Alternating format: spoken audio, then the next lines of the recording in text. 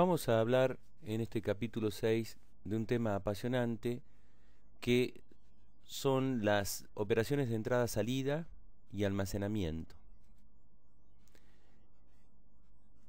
Nos referimos a las operaciones de entrada-salida, a todas aquellas que significan que la información entra al computador a través de algún periférico, pasando por su placa controladora, y entonces esa información puede ser procesada o almacenada en memoria principal.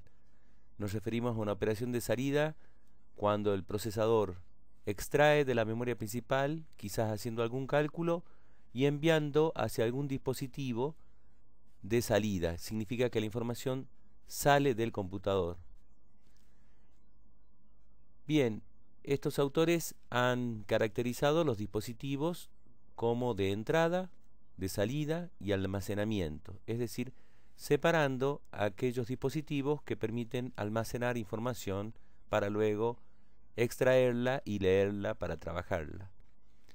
Así que los dispositivos de entrada-salida están caracterizados por su comportamiento, por el intermediario, es decir, a quién van dirigidos. Si el dispositivo está dirigido para que lo interprete un humano, como por ejemplo puede ser un monitor o una impresora, o permitir que los datos lleguen desde un ser humano cuando son tipeados por un teclado o el mouse, o los datos van a ir dirigidos hacia otra máquina, hacia dispositivos como puede ser el disco, como puede ser la placa de red, es decir, dispositivos que no dependen de la velocidad humana.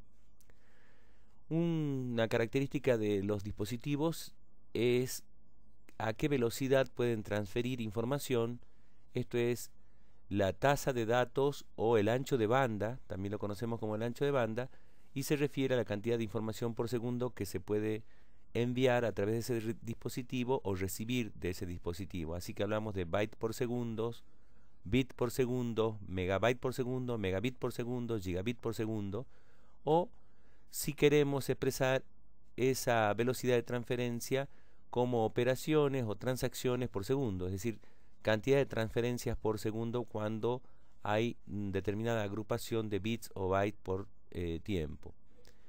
Sabemos que los dispositivos de entrada-salida necesitan de una conexión hacia el computador, y la conexión la van a hacer a través de un bus, que es el medio más económico porque es un medio compartido entre todos los dispositivos que participan de esa comunicación en ese nivel.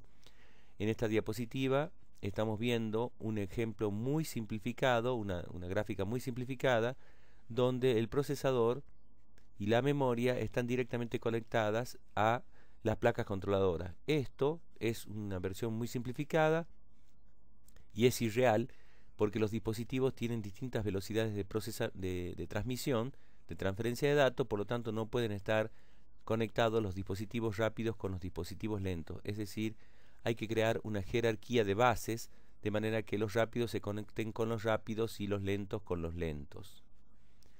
En esta tabla vemos cómo algunos dispositivos están diseñados para transmitir información a una cierta velocidad. Por ejemplo, lo tenemos al teclado, que es capaz de transferir 100 bits por segundo, y eso se ha hecho en base a un estudio de la cantidad de teclas que puede oprimir un operador, un dactilógrafo, de manera de que el dispositivo pueda soportar esa velocidad de tipeo, así que el teclado puede transmitir 100 bits por segundo. El mouse puede transmitir 3800 bits por segundo. Se trata entonces de un dispositivo de entrada, está ingresando esos datos, que es la posición del mouse en la pantalla, y vienen de un ser humano. Una impresora láser, que es un dispositivo de salida, así que los datos se envían hacia la impresora, salen del computador, están dirigidos a un ser humano, y su velocidad de transferencia de datos de página completa es de 3,2 megabits por segundo. Mientras que un disco magnético, que es un dispositivo de almacenamiento, está dirigido hacia una máquina, es decir, hacia un dispositivo. La comunicación es dispositivo a dispositivo, por lo tanto entonces las velocidades de transferencia pueden ser mucho mayores. Oscilan entre 800 megabits por segundo, esto es entonces 100 megabytes por segundo, y 3 gigabits por segundo. Mientras que si necesito enviar información a una pantalla gráfica, entonces es un dispositivo de salida, está dirigido a que lo vea un ser humano, y entonces la cantidad de información que se va a enviar oscila entre 800 megabits por segundo y 8 gigabits por segundo. ¿Por qué? Porque tiene que estar previsto para que un ser humano vea una película en alta definición. Por lo tanto, la cantidad de información que hay que enviar hacia la pantalla, hacia el monitor, es elevada. Por otro lado, hay dispositivos que estos autores lo han catalogado como de entrada o salida, en el sentido de que se puede enviar datos a otra máquina, es decir, sería una operación de salida, o recibir datos de otra máquina a través de la red, sería información de entrada. Se conectan máquinas con máquina y la velocidad de transferencia de las redes está entre 100 megabits por segundo y 10 gigabits por segundo. Las características de los sistemas de entrada-salida, porque hay que hablar de sistemas de entrada-salida porque son mucho más complicados, no es lo mismo que recibir una instrucción desde la memoria, decodificarla y ejecutarla en un ciclo de la instrucción.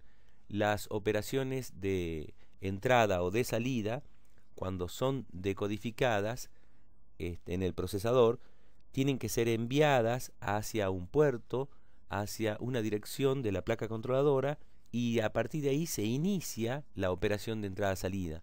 Son operaciones muy lentas que el procesador entonces puede aprovechar para efectuar otras tareas mientras está realizando esas operaciones de entrada-salida.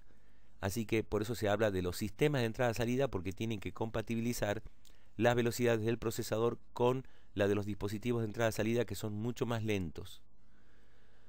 Bien, respecto de la característica que debieran tener los sistemas de entrada-salida, esta diapositiva está mostrando que deben ser confiables.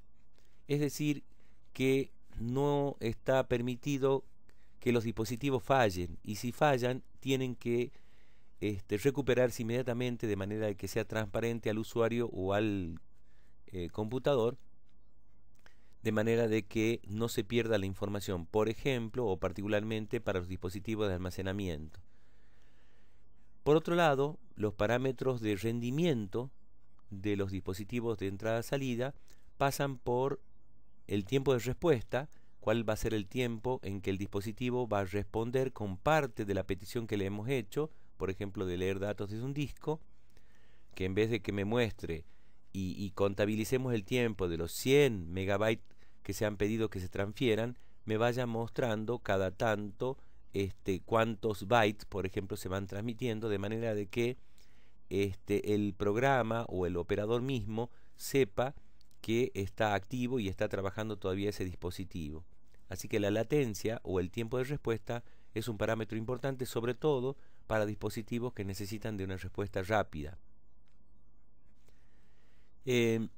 Otro parámetro que vamos a tomar en cuenta para ver las prestaciones o el rendimiento es el ancho de banda.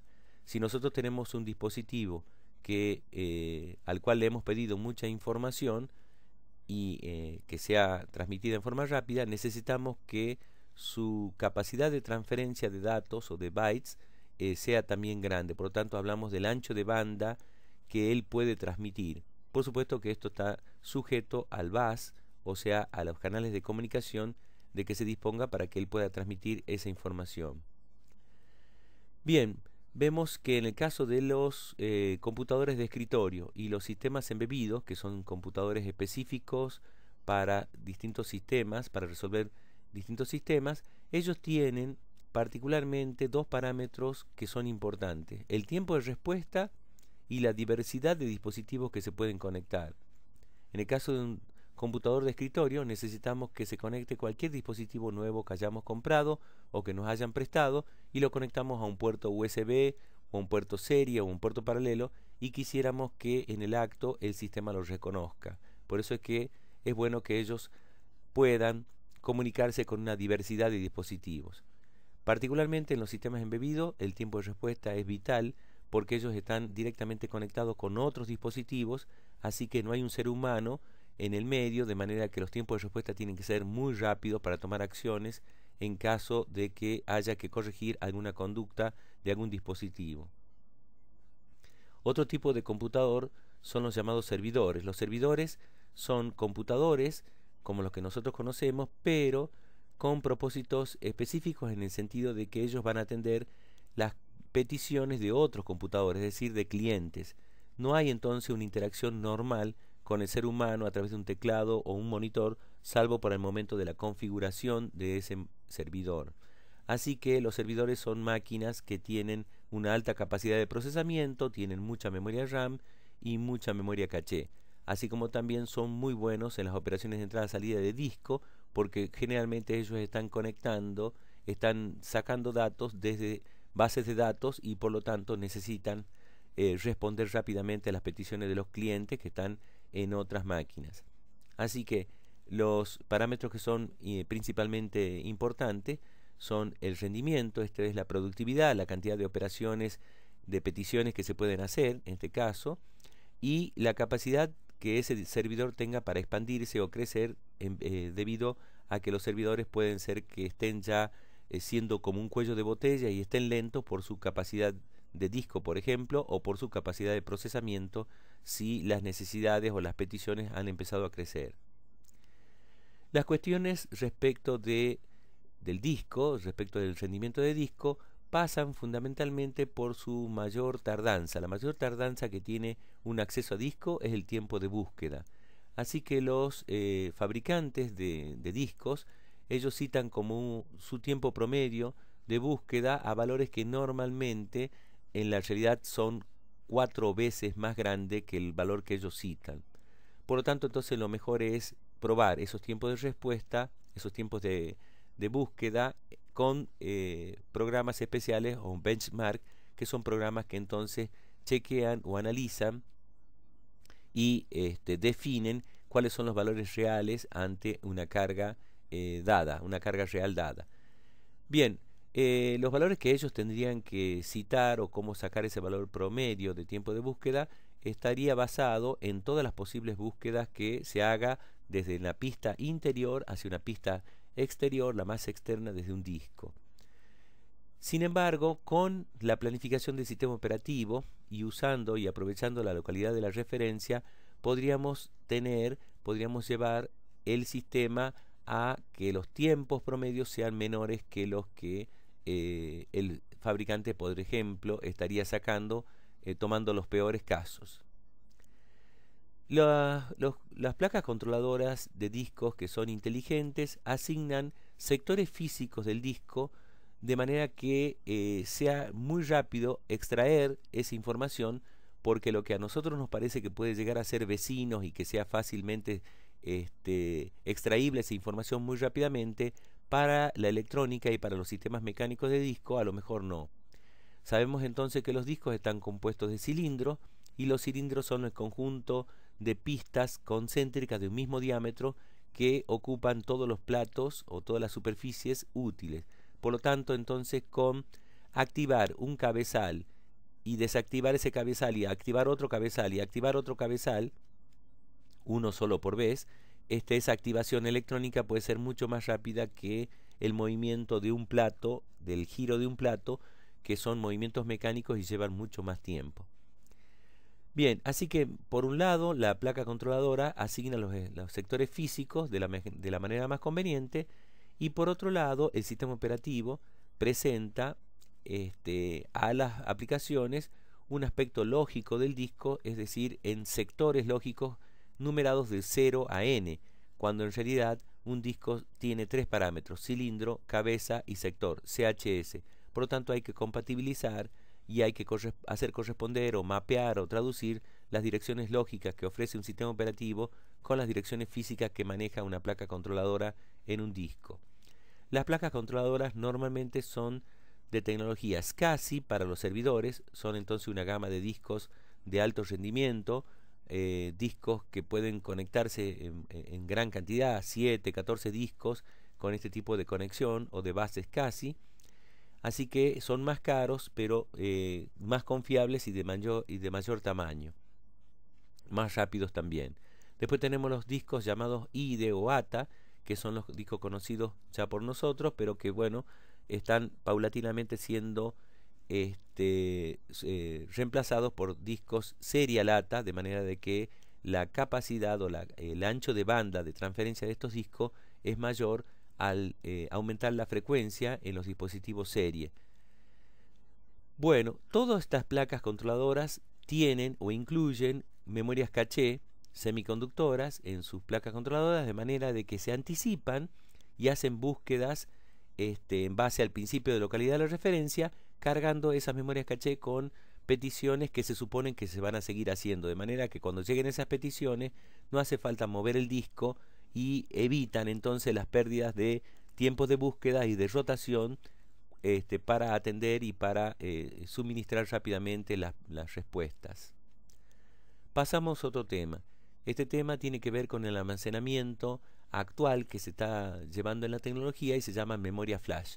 Las memorias flash son memorias que son del tipo semiconductora, que cuando se apaga la alimentación eléctrica ellos conservan su almacenamiento, por lo tanto no necesitan de tensión eléctrica o de una batería. Son memorias del tipo ROM, pero digamos de una escritura eléctrica rápida. En general son 100 a 1000 veces más rápidos que los discos.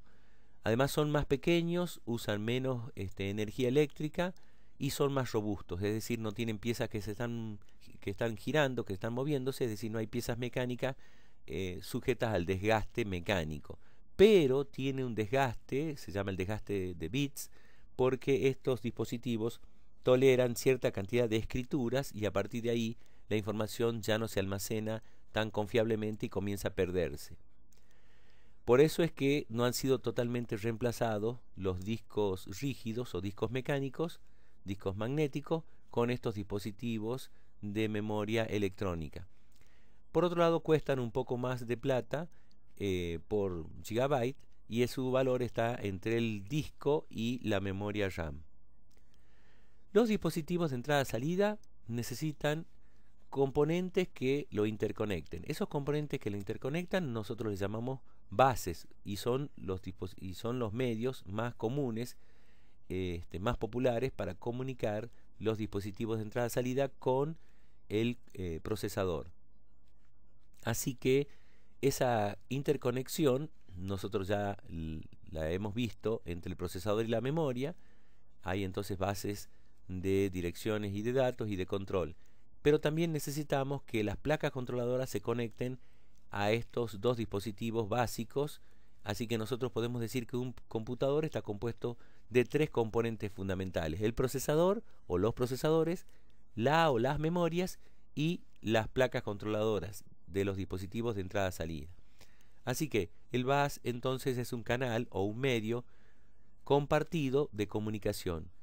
Esto es entonces solamente se pueden comunicar dos dispositivos o más dispositivos, dependiendo si la comunicación es entre dos dispositivos o de uno a todos, como por ejemplo puede ser el caso de un broadcast, que haya una comunicación a todos los dispositivos a través de un medio compartido como es el bus. El bus entonces en teoría es un grupo de cables paralelos que sirve para transferencia de datos a través de canales de datos y de sincronización.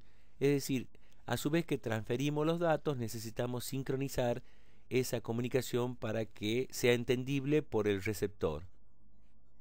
El problema es que los buses, al ser un medio compartido donde todos los dispositivos tratan de comunicarse con otros dispositivos, pueden llegar a ser un cuello de botella, es decir, frene la comunicación y la haga mucho más lenta. Además, sujeta a errores porque habrá colisiones dentro del bus. El rendimiento estaría limitado por los factores físicos. La capacidad de transferencia que tenga un bus va a estar limitado por la longitud del cable. Cuanto más largo sea el cable, hay entonces más problemas de comunicación porque la comunicación será más lenta. Por otro lado, la cantidad de dispositivos que se conecten también influye sobre el rendimiento. A mayor cantidad de dispositivos que se conecten, tendré peor rendimiento. Recientemente se ha avanzado en la electrónica en la electrónica microscópica, y lo que se ha logrado realizar son conexiones de red, es decir, se ha vuelto hacia una comunicación punto a punto en conexiones serie de alta velocidad y conectados a través de switch. Los switch son dispositivos inteligentes que permiten hacer las conexiones punto a punto, es decir, dos dispositivos se pueden comunicar a través de esta conexión y nadie más va a escuchar ni va a interferir en esa conexión. El switch permite que varias operaciones o varias comunicaciones se realicen simultáneamente. Esto es entonces habiendo copiado lo que se aprendió en las redes. Los tipos de bases. Los tipos de bases podemos clasificarlos en dos.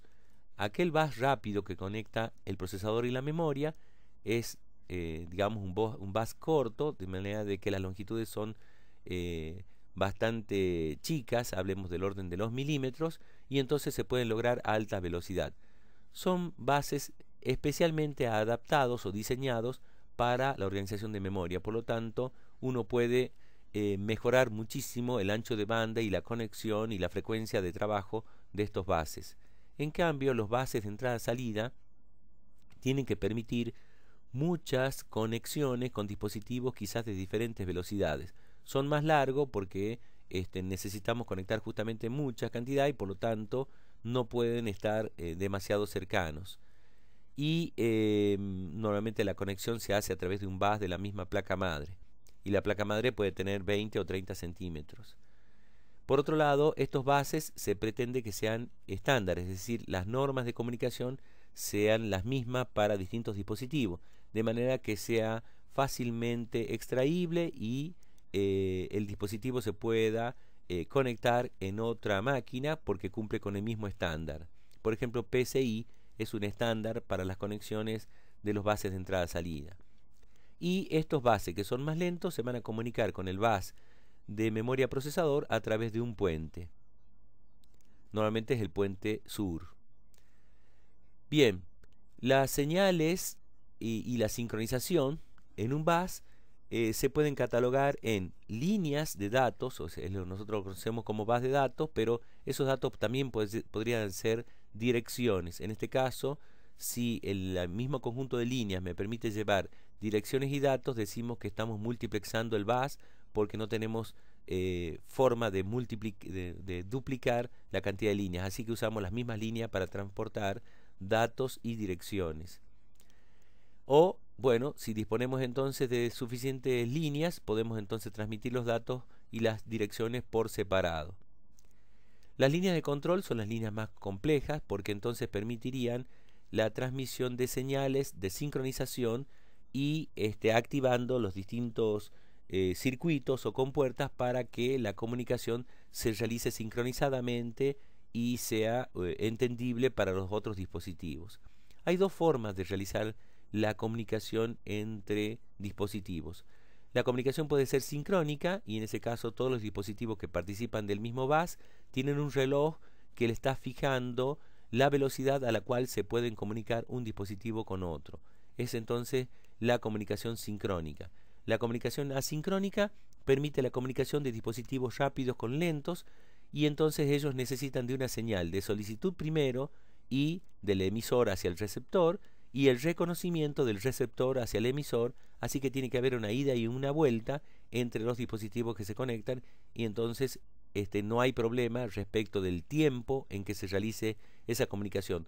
Puede ser de tiempos muy grandes porque lo que se espera es la señal de ida y de vuelta y no importa en qué tiempo se produce esa transmisión de señales. Se habla entonces, por ejemplo, con los protocolos RC232 de comunicación serie o paralelo de dispositivos lentos. Es un tipo de protocolo handshaking o sería como en el caso de los seres humanos darse la mano. Entonces al darse la mano hay entonces un común acuerdo de establecer esa comunicación, pero sin apuro, sin tiempo, al tiempo que dicte el más lento de los dispositivos. En esta diapositiva vemos cómo estos dispositivos están conectados, todos conectados, y son entonces un modelo de una conexión de los buses que tenía el Pentium 4 en el año 2000. A partir del año 2000, mientras duró el Pentium 4, tenía una conexión, un diagrama de conexiones de este tipo. Así que mostramos los bases que se conectan en una placa madre donde hay un Pentium 4 como procesador. Internamente entonces el procesador Pentium 4 tenía un bus interno donde estaba su caché. Este procesador podía trabajar entonces entre 2 y 2,5 GHz. Así que las velocidades de transferencia y las tasas de transferencias internas del procesador son altísimas.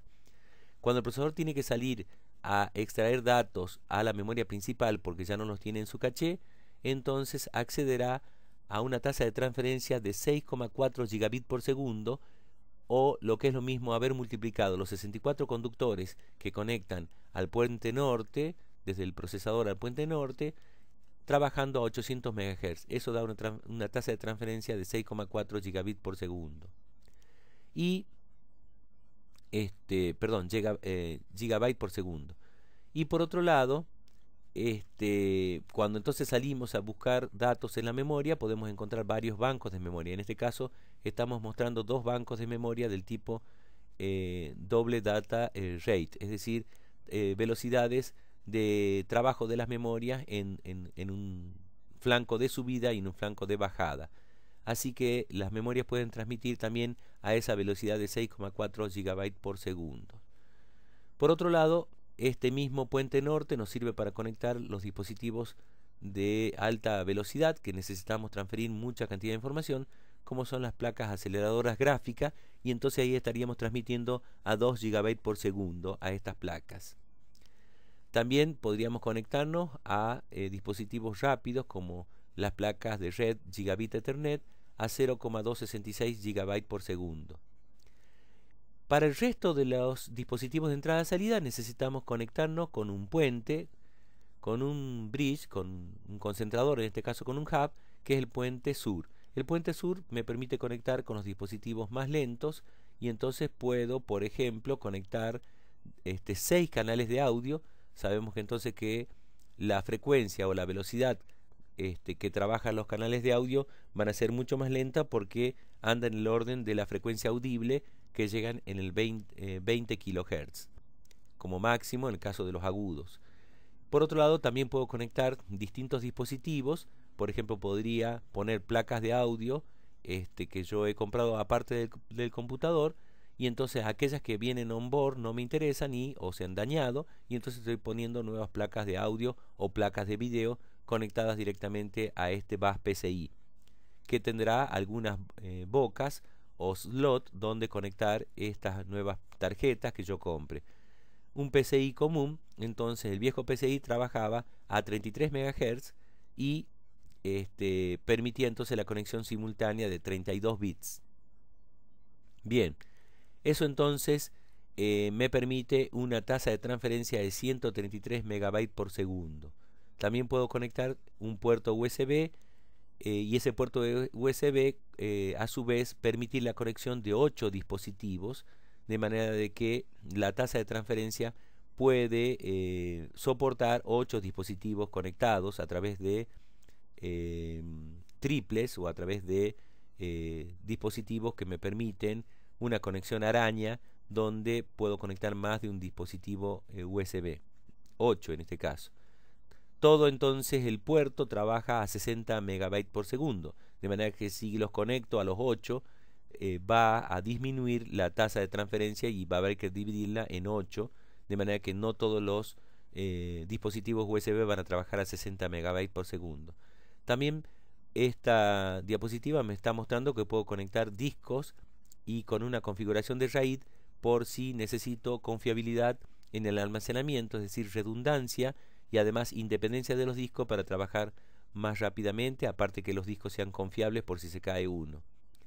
También en ese puente norte está conectado la BIOS, aquel sistema básico de entrada-salida, que es una ROM que tiene la configuración de los programas elementales para conexión de monitor, conexión de teclado, como a su vez también el setup, que son la configuración que le voy a dar en este momento a la máquina de acuerdo a la cantidad de discos que tenga conectado o dispositivos que en particular estén conectados en este momento.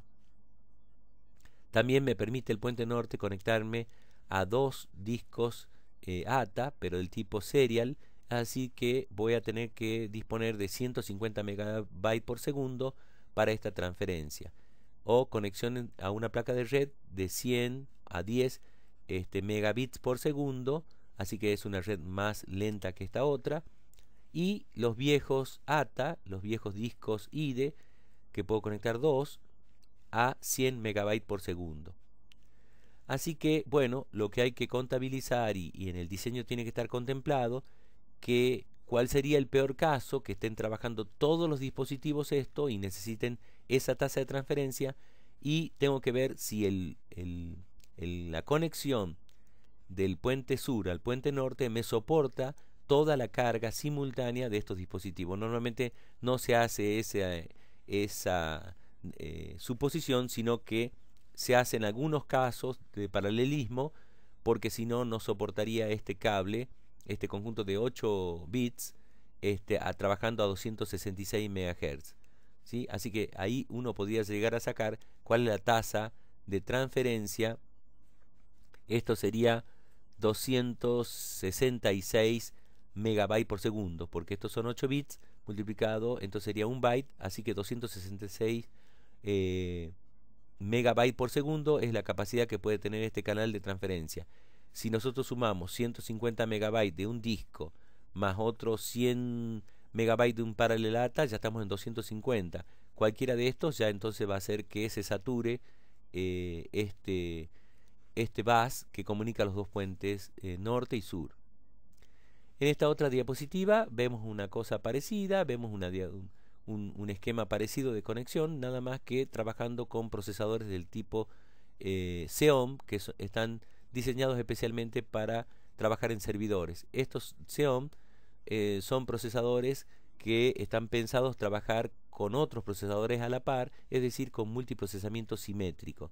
Tienen niveles de caché 1, 2 y 3, son de alta velocidad, puede andar en el orden de 2 GHz, pero tienen las memorias caché grandes, caché de nivel 3 de 12 MB, y además tiene toda una electrónica de conexión entre los procesadores, de manera de que puedan hacer un seguimiento de los datos que se han levantado en caché, y si hay lectura y escritura de algún dato que está siendo compartido, habrá entonces un protocolo a nivel de hardware que entonces evita las inconsistencias de caché. Estos dos procesadores se conectan a través de un bus compartido, como en este caso el frontside bus. Esto pasa a ser un cuello de botella en los accesos a memoria o a las transferencias de entrada-salida.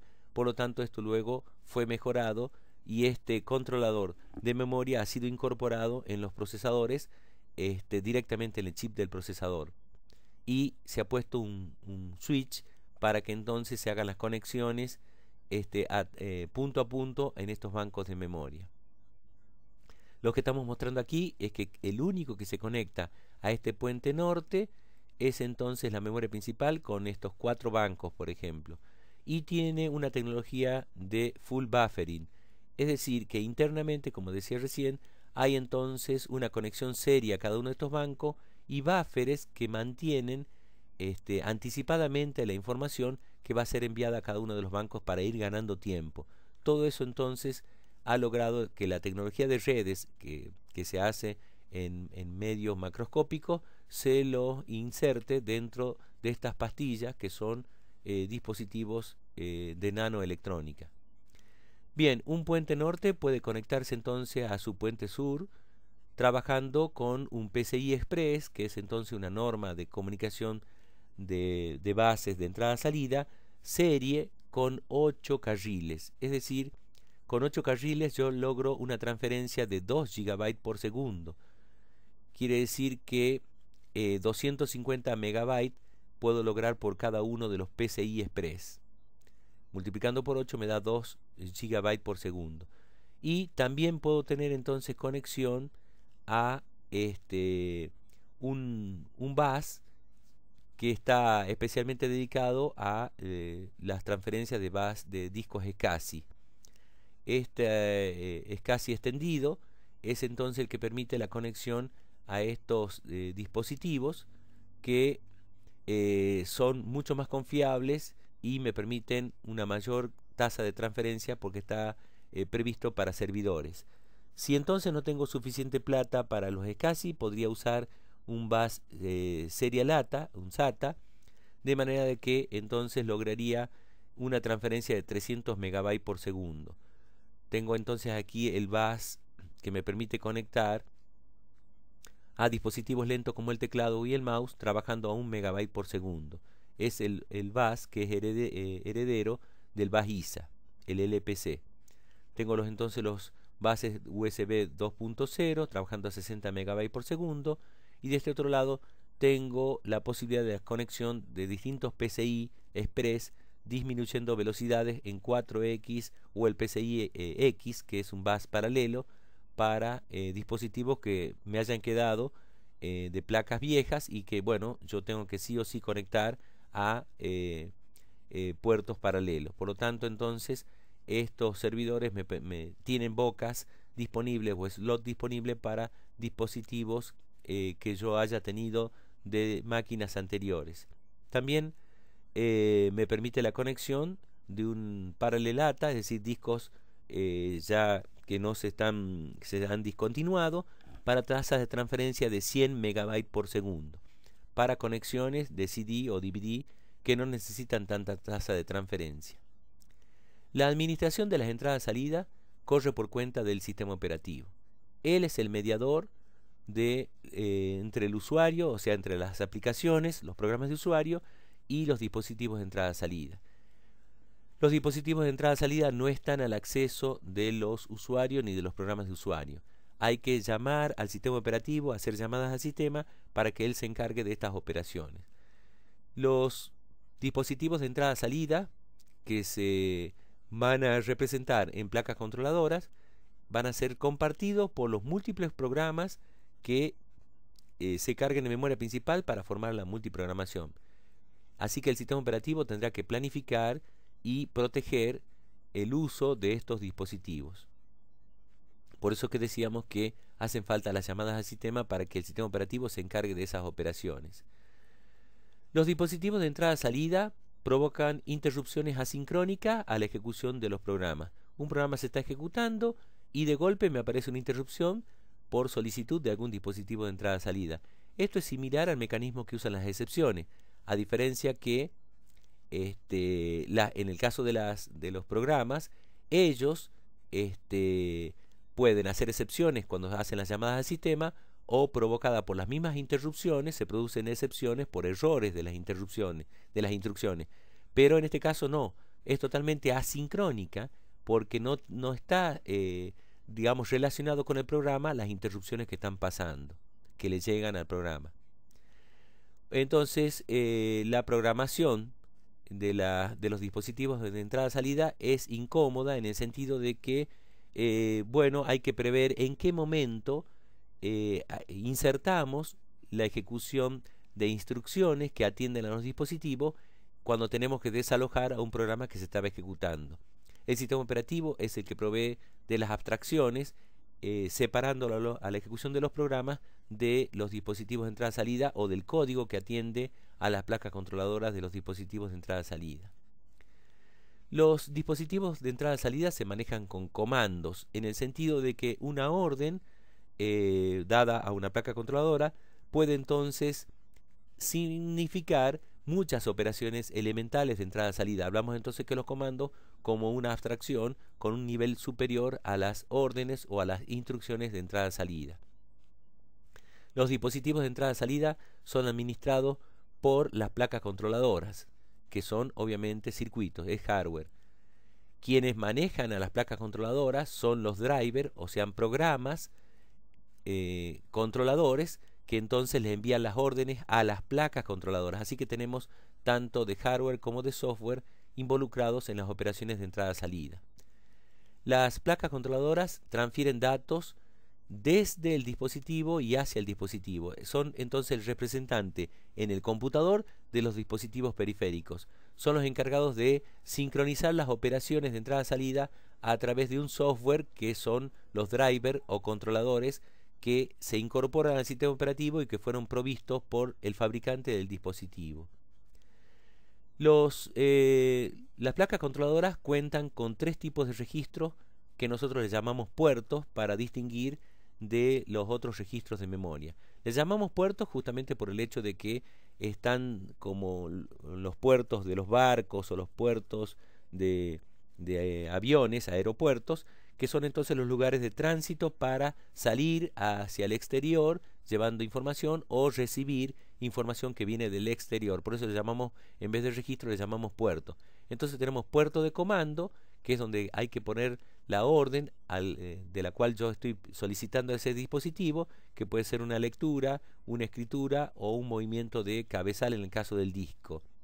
Por otro lado, también tenemos puerto de estado, que es el puerto donde el dispositivo pone o marca con qué bits o conjunto de bits se va a identificar el hecho de que él esté ocupado, que esté listo, o sea, desocupado, o que esté con algún tipo de error. Así que el procesador tendría que leer de vez en cuando este puerto de estado para ver cuál es la situación de ese dispositivo, si está en condiciones, si está ocupado o si ha ocurrido un error. Y por otro lado están los puertos de datos, que estarían divididos en aquellos puertos de escritura o puertos de lectura, dependiendo si yo quiero hacer operaciones de lectura, entonces en ese caso estaría en vacío esperando que el dispositivo me los llene con los datos que se traen, o un puerto de escritura en donde yo ya dejo los datos para que sean llevados hacia el dispositivo. ¿Cómo se logra direccionar estos puertos de entrada-salida? Los puertos de entrada-salida o registros de entrada-salida se los puede direccionar de 2 formas. Ya sea con direcciones mapeadas a memoria, es decir, las direcciones de entrada-salida se corresponden también y van a continuación de las direcciones de memoria. En ese caso, entonces, el sistema operativo tiene que distinguir a dónde terminan las direcciones de memoria y dónde empiezan las direcciones de los dispositivos. Esto es usando un mismo espacio de direcciones que la memoria. Así que esta situación implica de una electrónica un poco más complicada para poder separar o dividir cuáles son las direcciones donde terminan las direcciones de memoria y donde comienzan las direcciones de los puertos de entrada-salida. El sistema operativo entonces permite que accedan a estas direcciones solamente el kernel. ¿Cómo lo hace? A través de mecanismos de traducción que las tiene incorporados dentro de la MMU en el mismo procesador. El hardware ayuda a este control. Por otro lado, están las instrucciones de entrada-salida, aquellas instrucciones que son específicas, como la instrucción IN o OUT de los x86 de Intel, de manera que tienen un espacio de direcciones totalmente separados de las direcciones de memoria, y entonces no hay ese inconveniente de controlar que el direccionamiento caiga dentro de las memorias o dentro de los dispositivos de entrada-salida. Pero bueno, también tiene la complejidad de que el set de instrucciones se ha expandido y estas instrucciones también son privilegiadas, solamente pueden correr en modo kernel.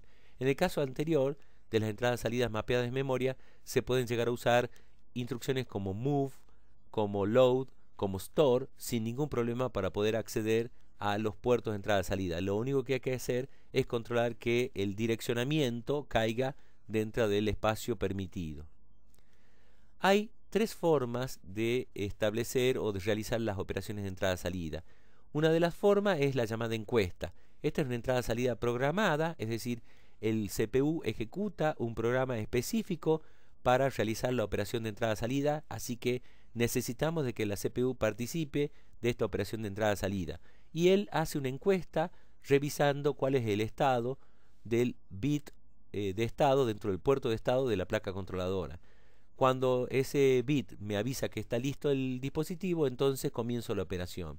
Si entonces el bit me dice que hay un error, entonces tomo ciertas acciones y aviso al usuario de que se ha producido un error en ese dispositivo.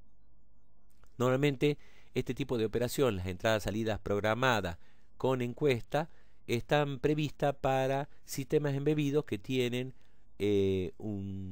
son más económicos y además tienen un rendimiento o una productividad menor que los sistemas de propósitos generales, porque aquí se hacen solamente operaciones específicas con determinados dispositivos. Por lo tanto, tengo un procesador dedicado, en el caso de los sistemas embebidos, a que está leyendo constantemente el bit de estado del puerto de estado de la placa controladora.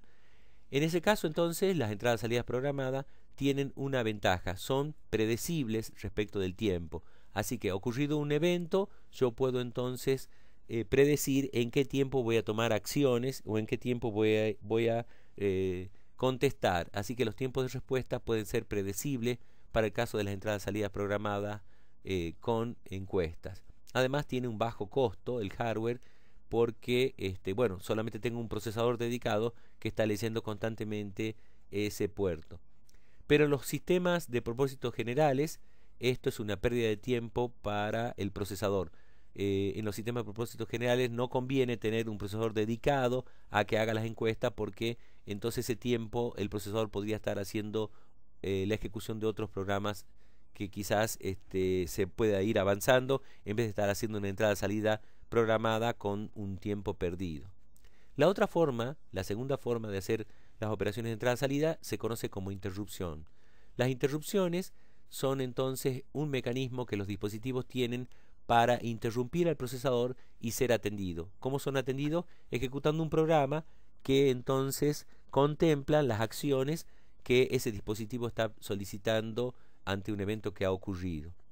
El problema es que las interrupciones son, decíamos, parecidas a las excepciones, pero peor todavía, porque ocurren de una manera asincrónica. En el momento que se está ejecutando un programa, ocurre entonces una interrupción y por lo tanto hay que atender y hay que dejar de hacer todo lo que se está haciendo, y hay un costo de intercambio entre un programa y otro.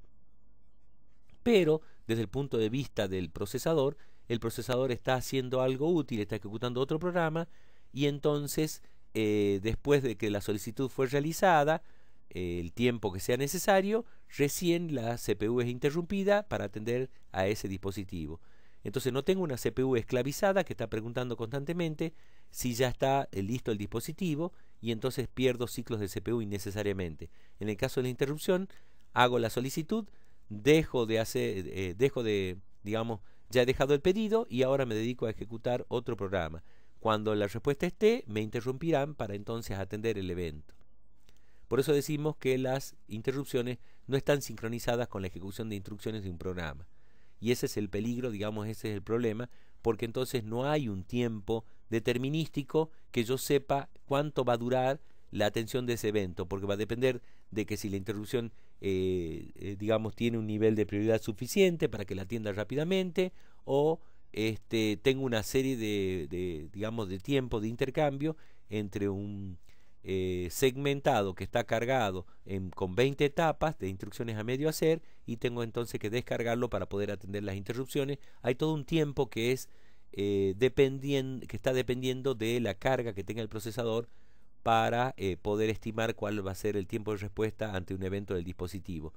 Por eso el caso de las interrupciones está más bien previsto para los sistemas de propósitos generales y no los sistemas de propósitos específicos, que necesitan un tiempo urgente o determinístico para atención. Así que bueno, una vez que se ha producido la interrupción, de alguna manera identifico de dónde viene y pongo a ejecutar una rutina de interrupción. Como decíamos recién, las interrupciones pueden estar priorizadas, es decir, hay algunas que son más importantes o más urgentes que otras. Y en el caso de que esté ejecutando una interrupción que es de menor prioridad, entonces no voy a atender a las interrupciones.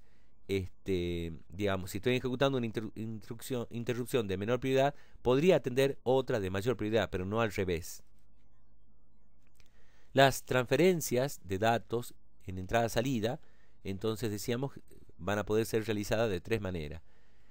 Las transferencias de datos, en el caso de encuestas y controladas por interrupción, va a participar siempre el procesador sacando los datos de memoria y llevándolo hacia el dispositivo de entrada-salida, es decir, hacia la placa controladora. Ahí tengo una participación directa del procesador, así que me consume tiempo, y por lo tanto no sería bueno que esta opción se dé cuando la conexión es con dispositivos de alta velocidad, como sean los discos, que además necesitan mucha transferencia de datos. Para eso entonces se usa una tercera variante, que es usar el acceso directo a memoria. Tengo placas controladoras inteligentes que tienen un procesador específico que va a recibir la orden de una CPU central, de la cual le va a pedir que transfiera mucha cantidad de información y le pasa las direcciones de dónde tiene que ir a buscar el disco y a qué posiciones de memoria tiene que llevar esa información. Normalmente es grande la cantidad de información que se hace de las transferencias, así que un sistema operativo le da la dirección de comienzo en memoria donde van a ser llevados o dejados los datos y digamos, el procesador entonces envía la orden al controlador de entrada-salida y va a empezar a trabajar en forma autónoma o independiente ese procesador haciendo los accesos directos a memoria. Cuando la operación completa termine, recién va a interrumpir para decir que se ha completado sin errores la operación o se ha producido un error en medio de la transferencia. Bien, las mediciones del rendimiento de las operaciones de entrada-salida va a depender de muchos factores, tanto de hardware como de software, como de la carga de trabajo que tenga ese dispositivo. Así que el rendimiento va a depender de la velocidad de procesamiento, esto es, en realidad siempre va a estar por arriba de las velocidades de transferencia, así que el procesador no va a ser responsable de lo lento que sean las operaciones de entrada-salida, de la memoria, en este caso tampoco, porque salvo que tenga muy poca memoria y estén necesitando de memoria virtual, sino la memoria no influye sobre lo lento que sean las operaciones de entrada-salida, y de las placas controladoras. De las placas controladoras generalmente también es electrónica, por lo tanto no es el causante de lo lento que sean las operaciones de entrada-salida, pero sí de los bases. Los bases son los responsables porque son los cuellos de botella en donde los dispositivos tratan de llegar y comunicarse con otros dispositivos a través de estos medios compartidos. Por lo tanto, los bases normalmente son los cuellos de botella de las operaciones de entrada-salida. El software puede ser responsable si no planifica bien el sistema operativo, cómo se hacen las operaciones de alguna manera inteligente y sin pérdida de tiempo. Y los sistemas administradores de base de datos también pueden ser responsables de que un rendimiento de las operaciones de entrada-salida sea rápido o lento. Y por otro lado, de las aplicaciones. Si está mal programado, entonces en una de esas mi programa va a demorar mucho las operaciones de entrada-salida porque justo antes de necesitar el dato recién estoy pidiendo que vaya a traer un dato de un archivo. Así que normalmente cuando uno programa es preferible que la operación de lectura la haga con anticipación e instrucciones después recién haga uso de los datos que estoy pidiendo en esas operaciones de lectura. No es bueno de que yo haga una operación de read e inmediatamente trate de usar los datos de esa operación de lectura de los archivos. Y por otro lado también depende de la carga de trabajo.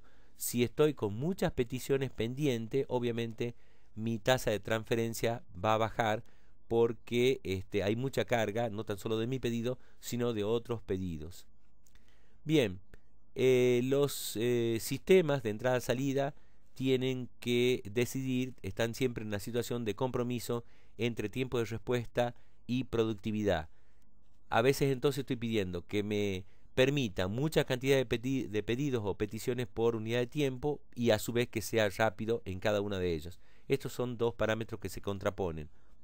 O pido un tiempo de respuesta rápido, pero es a pocas peticiones, o pido que sea capaz de soportar muchas peticiones por unidad de tiempo. Nuevamente, estos son digamos, factores que determinan que si un servidor es bueno o malo, o es lento o rápido. Así que las mediciones de rendimiento o de productividad frecuentemente están restringidas por el tiempo de respuesta. Si uno necesita tiempo de respuesta rápido, eso me limita muchísimo entonces la productividad de la cantidad de operaciones que puedo realizar.